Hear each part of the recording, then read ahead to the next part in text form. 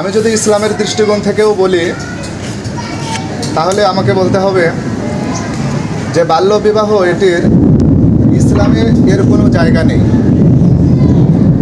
অবশ্যই কোরআন এবং ইসলাম বিবাহের ব্যাপারে একটি সময়সীমা বেঁধে দিয়েছেন। আপনারা যদি হাদিসের আলোকেও দেখেন তাহলে বিশ্বনবী জনাবে মোহাম্মদ রাসূলুল্লাহ সাল্লাল্লাহু আলাইহি সাল্লামের মেয়ে ফাতেমা তিনাকে বিবাহের ব্যাপারে যখন বিশ্বনবীর কাছে প্রস্তাব আসে, দুইবার প্রস্তাব এসেছে, তিনি দুইবার না করে দিয়েছেন এ কথা বলে যে ফাতেমার বয়স হয় নাই। তাহলে অবশ্যই বিবাহের জন্য বয়স একটি অত্যন্ত গুরুত্বপূর্ণ বিষয়। এবং আমাদের মাঝে একটি জায়গায় ভুল বোঝাবুঝি আছে, সেটা হচ্ছে বিশ্বনবী এবং আম্মাজান আয়েশা রাদিয়াল্লাহু তাআলা আনহার বিবাহ নিয়ে একটি ভুল বোঝাবুঝি আছে। সম্মানিত উপস্থিতি, আমার সময়ের স্বল্পতার কারণে আমি ওইদিকে যাব না, শুধু এতটুকু বলি, আমরা যেটা জেনে আসতেছি তার মৌলিক কোনো সনদ বা সত্যতা নেই।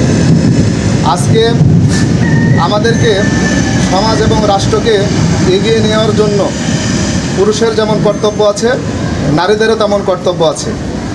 আমরা আমাদের সমাজের দিকে তাকালে দেখতেছি ভালো একটা পাত্র পেলে এবং বিদেশি কোনো জামাই পেলে, আমি যদি গতকালকের কথাও বলি তাহলে আমার এক বন্ধু মানুষের কথা বলতে পারি, তিনি বিদেশে যাওয়ার সিদ্ধান্ত নিয়েছেন।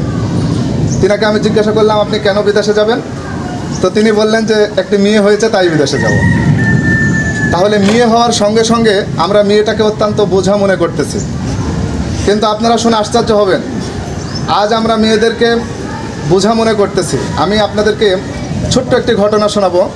আমাদের বাংলাদেশের ঐতিহ্যবাহী জেলা নাটোরের বড়ই গ্রাম, সেই বড়ই গ্রামে একটি পরিবারে একটি পরিবারের দাম্পত্যের একটি ছেলের আশায় 9টি মেয়ে হয়েছে। একটি ছেলের আশায় 9টি মেয়ে হয়েছে, কিন্তু পরিবার থেকে সিদ্ধান্ত নেওয়া হয়েছে যে স্বামীকে চাপ দেওয়া হয়েছে যে বউকে বাদ দিতে হবে, বউকে তালাক দিতে হবে, এর দ্বারা বংশ রক্ষা করা সম্ভব নয়। কিন্তু সময়ের ব্যতিক্রমে আজকে ওই পরিবার 9টি মেয়েকে এমনভাবে লেখাপড়া শিখিয়েছে যে 9টি মেয়ের মধ্যে বড় 3টি মেয়ে বাংলাদেশের সুনামধন্য তিনটি বিশ্ববিদ্যালয়ের শিক্ষিকা হিসাবে তিনারা কর্মরত আছেন। 2টি মেয়ে ডাক্তার হয়েছেন, কয়েকটি মেয়ে প্রশাসনের মধ্যে আছেন, সর্বশেষ মেয়েটি একটি প্রাইমারির প্রধান শিক্ষিকা হয়েছেন। 9টি মেয়েই সরকারি চাকরিজীবী। সরকার থেকে তিনাকে অ্যাওয়ার্ড দেওয়া হয়েছে, বেগম রোকেয়া অ্যাওয়ার্ড দেওয়া হয়েছে। এবং যেই গ্রামের মানুষ, যে সমাজের মানুষ তিনাকে রাগ শিক্ষাত, আজকে সে সমাজের মানুষ, সে নেতৃত্ব স্থানের মানুষ, সেই বাড়ির মেন গেটের সামনে রত্নগর্ভা লিখে দিয়েছেন।